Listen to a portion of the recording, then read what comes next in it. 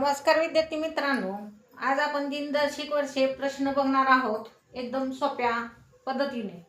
वेळ वाया जाऊ नये म्हणून मी आधीच फळ्यावर लिहून घेतला आहे। बघा, किती दिवसांचे मिळून 3 आठवडे होतात। आता किती दिवसांचे मिळून 3 आठवडे तयार होतात। एक आठवडा किती दिवसांचा असतो तर 7 दिवसांचा असतो। एक आठवडा किती दिवसांचा असतो 7 दिवसांचा असतो। मग 7 गुणिले 3 करायचं। 7 गुणिले 3, 7 त्रिक किती झाले 21 झाले। 7 गुणिले 3 बरोबर 21, म्हणजे पर्याय क्रमांक आपला 2 आलेला आहे। 56 दिवस बरोबर किती आठवडे। 56 दिवस बरोबर किती आठवडे। आता इथं काय करताल तुम्ही, 56 दिवस बरोबर किती आठवडे।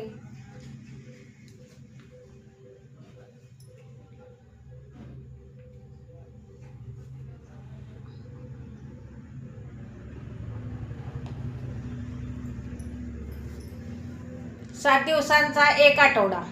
मग काय करणार इथं आपण 56 भागिले 8 करायचं। 56 भागिले 8, 8 साठी 56 भागिले 7 करायचं। 7 दिवसांचा एक आठवडा। 7 8 56, 8 7 8 56, 7 दिवसांचा एक आठवडा। पण 56 भागिले 7 केलं, वर काय केलं आपण गुणाकार केला, इथं भागिले केलं। आता 75 दिवस बरोबर आठवडे आणि दिवस सांगितले। 75 दिवस आणि त्याला काय सांगितले, आठवडे आणि दिवस सांगायचे। आता आपल्याला आधी आठवडे काढावे लागणार आहेत, परत राहिलेले दिवस काढावे लागणार आहे। म्हणजे आपल्याला काय करावं लागणार आहे, भाग घालावा लागणार 7 ने।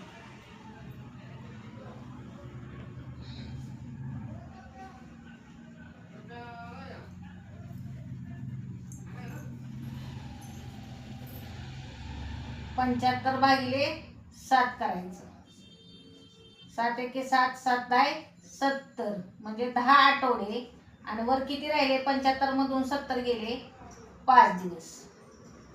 म्हणजे पर्याय क्रमांक आपला किती आला, इथं 8 आला, तिथं 4 आला। बघा पुढचं बघा, 52 आठवड्यांचे किती दिवस। 52 आठवड्याचे किती दिवस। आता 52 आठवडे आपण मगाशीच शिकलो आहोत। 52 आठवडे म्हणजे 365 दिवसांचा वर्ष। आता हे दिवस आहे, 365 दिवसांचे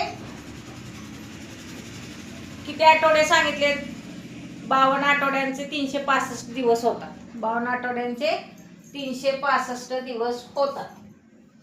आता आपण हे गणित सोडवताना आधी पहिल्या व्हिडिओ मध्ये आपण 365 दिवस म्हणजे 52 आठवडे सांगितले।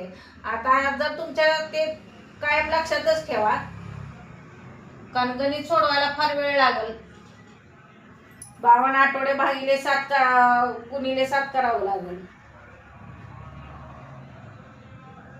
364 दिवस, 365 दिवस, 364 दिवस येते। 3 7 गुणिले 14, 365 दिवस।